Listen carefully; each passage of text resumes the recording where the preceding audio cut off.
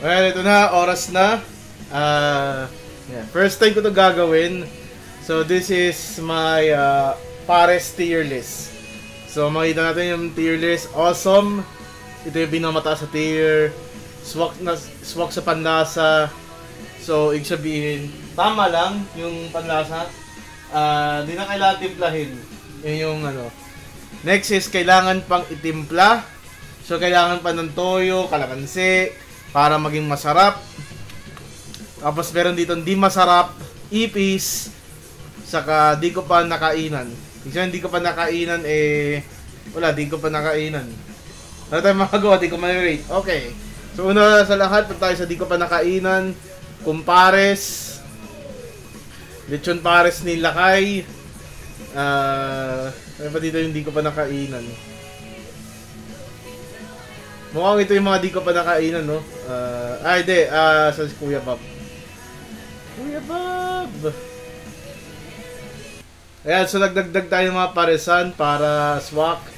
So, Kuya Bob, di ko pa ito nakainan. Sa Kokoy, di ko pa ito nakainan.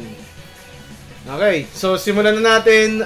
Kapares Mami TV vlog. Ito yung nag-trending sa Facebook. Sa hindi magandang kadahilanan. At dahil doon, may nakita daw kasi ipis sa pares niya. So, lalagay ko siya sa ipis tier. Jonas, siya yung original na pares kung sabihin nila. Kaya, nung nakainan ko medyo yung pares nila is on the mid part ng malabnaw at malapot. Yung tamang timpla lang. Tapos, they serve a hefty amount of rice na ang dami para mabubusog ka sa kanin pas hindi sa pares. Because of that, I'm going to give Jonas wok sa panlasa, the original pares talaga siya. Next is Goto Tendon. Ito yung mamahaling pares pero sulit naman sa presyo. Yung kung tutuusin sulit sa presyo in the sense na masarap talaga yung sa Goto Tendon Pares. So, if I recommend, orderin ninyo yung Pares noodles sila.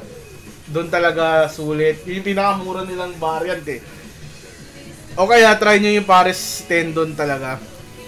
Ang Goto Tendon. Weirdly enough, yung pinakamahal nila is yung beef talaga. So, I guess the tendon is yung best try shot nyo if gusto nyo ng kanin. Else yung Pares Mami na dry, yung parang pansit na pares. I'm gonna give Goto Tendon an awesome tier. Next is El Patron. So this is one of the first wala stick pares dito sa tier natin. So tawagin wala stick, ito yung mga halo-halong laman loob, yung may isaw, tumbong. Ang maganda sa El Patron is yung gravy niya. So, hindi talaga siya yung dark na fluid na kadalasan nakita sa pares. Medyo whitish siya and creamier. Parang it's more consistent sa gravy. So, ang kanin naman nila masarap. And then yung pares, yung sabaw yung Ang problema kasi, pag tinimpla mo, yung mga panimpla, hindi nagkakaroon ng consistency or hindi naghahalo, hindi nagme-mesh doon sa gravy nila. But all in all, I think El Patron is, I'm gonna give it a respectable, kailangan pang itimpla na tier. Masarap siya, pero kailangan pang itimpla. Unfortunately, siya yun sa lower end ng spectrum na hindi kasi hindi homogenize yung pagtimpla diba? Na parang pag inalo mo yung toyo sa yung pa rin, para nakahiwalay, hindi siya nagme-mesh. Ayun. Next is Mr. Pares. Ito yung mahabang pila sa QC. Unfortunately, I don't think hindi siya worth sa pila niya. So, pipila ka ng mahaba-haba, tapos dun mo lang matitigman yung pares nila, which is not really special in my opinion. Respectfully, not really special. I'm going to put the Mr. Pares into just the hype. I recommend na wag nyo muna siyang puntahan. Hindi ka man dinidiscourage na. Sige, kung gusto nyo puntahan. Pero, puntahan nyo siya not just right now. And I'm just going to put Mr. Pares above El Patron, kailangan pang itimpla tier. Next is Best Friends. Side note, sidetrack, Best Friends may serial killer daw dito sa Tondo dati. I used to eat here a lot. Kala ko to na yung masarap na pares, pero kung tutusin, it's really mid. Kung ano, it's not really satisfying. Medyo malabnaw siya na malapot, pero hindi tulad sa Jonas. Hindi siya masarap. Yan. Angus Pares, dito yung sa SM Manila. Ito yung dinadayo ko pag pupunta ako sa SM Manila. Ito yung pupunta ko sa food court. Masarap talaga siya.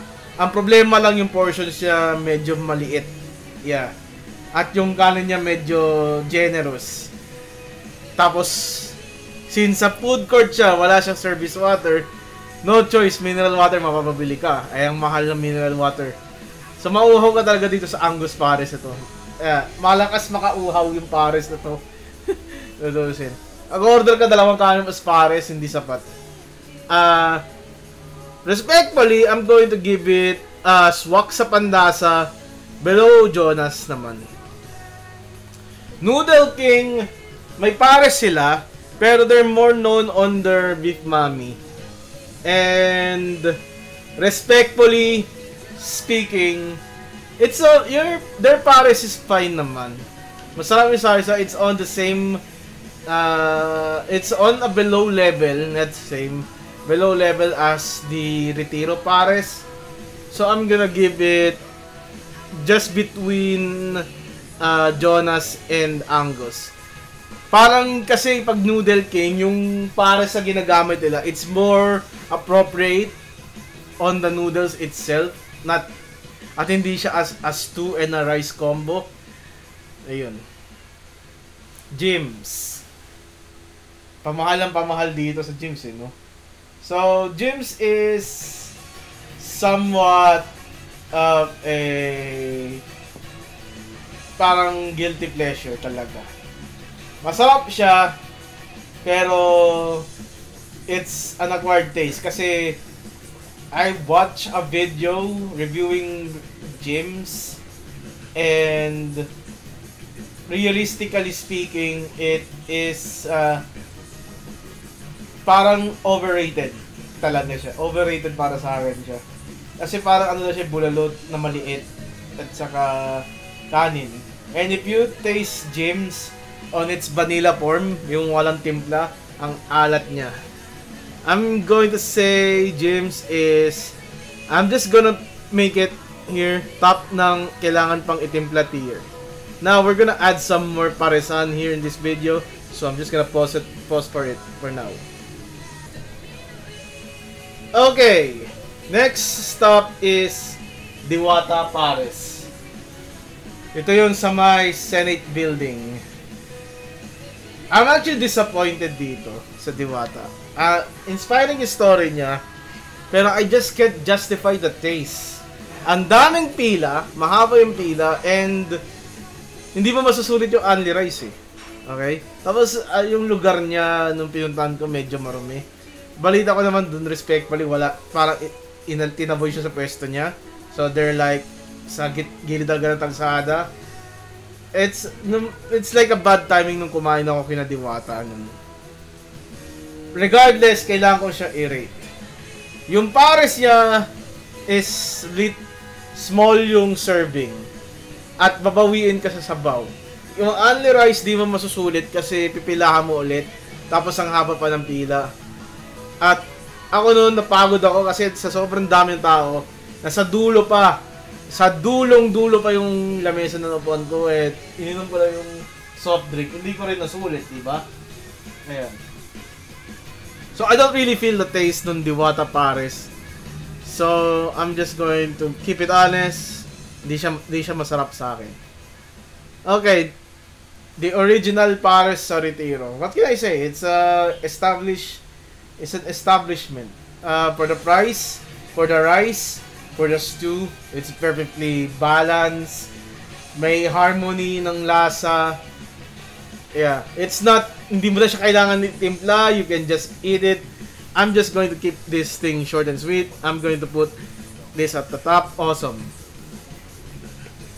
Wallastick Pares ni Kabayan. I was very hyped nung pumunta ako dito. Pero nung panlasa ko, nung nalasahan ko siya, it's really not that good para sa akin. Kahit timplahin ko, di ko siya masusulit talaga. Okay? So, respectfully, di siya masarap sa akin. I might give it above Diwata. Ayan. Okay, let's start all over again. Doble Pares. I believe in Doble Pares. It's really innovative siya. Meron siyang Pares Pansit, tapos only rice, Doble Pares. Kasi yun yung buy one take one nila. Meron din single Pares. Yung variety nila very awesome. Service nila medyo matagal kasi daming ano.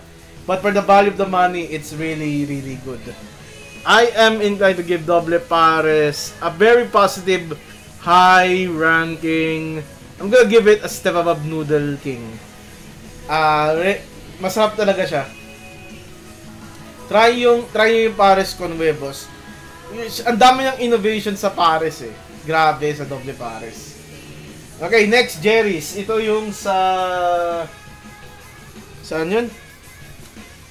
Sa may Kalayaan, Patagig. Okay, so Jerry's Pares.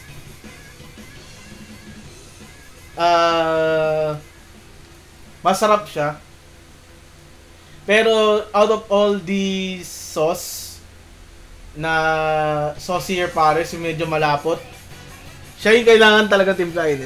Yung consistency niya is more close to the Retiro style Pares, and to Jonas and to Doble Pares, but I'm going to give Jerry's kailangan pang itimpla na tier above Jim's. Sunset over Pares. I think it's the same league as Diwata. For me, Sunset is more like Jim's, pero yung pwesto niya kasi nakaka-turn off. At di mo rin magiging uncomfortable ka pagdating sa pwesto niya eh. Oo. Yung pumunta ako doon, ang panghi. Tapos I don't really get the vibe. I'm going to give it a step above Diwata. Masarap naman yung Pares Usopp style, parang Jim's. Okay. Poblacion Pares. Mali. It's a more expensive style of the Retiro, pero alam ko hindi siya recognized as a branch of the Retiro. Isa lang yung branch ng Retiro eh. So the Pares original, it's really good naman. But yeah, I would say it's on the awesome tier below Goto Tendon. Masarap naman siya. Pares Retiro, it's on the same vein as the Poblacion Pares. I'm just gonna give it there, awesome. Any Pares Retiro style are awesome for me. So yun. Then Jim's Pears and Hot Mommy. Wala na ito yung sa Mandaluyong eh. So it's on the different it's on the different side. It's a much less peppery, smoky version of the Jim's Pares. It's more of a rip-off actually. So I'm just gonna give it near Jim's, below Mr. Pares. Ayan. Then Pares Point.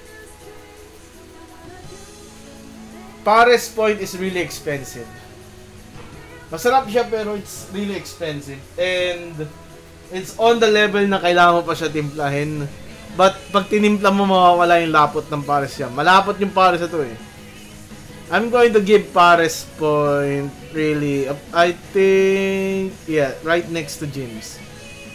I think this is a respectable tier list naman. Okay, so I'm just gonna save it, download, ayan. So kayo, ano yung Pares nyo? What do you think of the Pares tier? Let me know sa inyo, what is your best Pares? And I hope everyone got home safe.